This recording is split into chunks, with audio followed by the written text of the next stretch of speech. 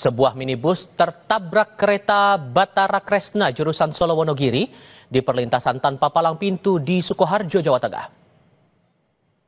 Aduh, tabrakan lur kereta yang beri omah. Minibus berwarna putih ini ringsek dan terguling setelah tertabrak kereta Batara Kresna jurusan Solo Wonogiri. Warga sekitar berusaha mengevakuasi pengemudi dan penumpang mobil. Kedua korban langsung dibawa ke rumah sakit untuk mendapat pertolongan medis.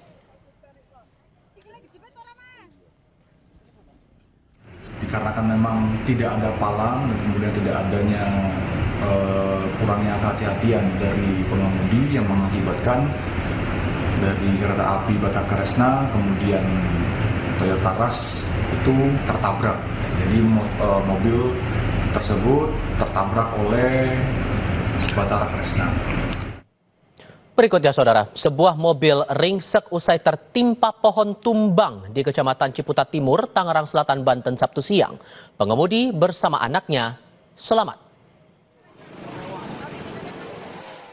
Pohon angsana setinggi 8 meter ini tiba-tiba tumbang dan menimpa mobil hingga rusak parah.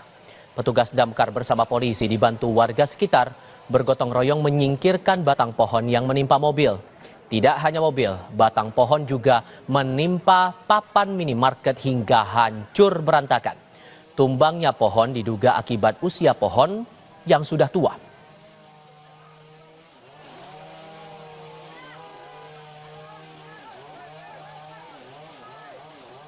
Bergeser ke kawasan Indonesia Tengah, angin kencang menyebabkan sebuah pohon tumbang dan menimpa seorang pengendara motor yang tengah melintas di Jalan Leimena, Kota Makassar, Sulawesi Selatan.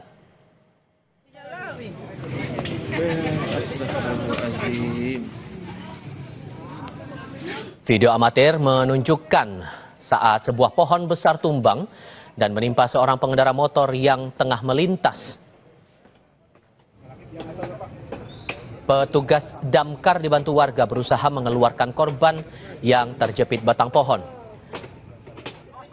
Setelah berhasil dievakuasi, korban lalu dibawa ke rumah sakit untuk mendapat perawatan.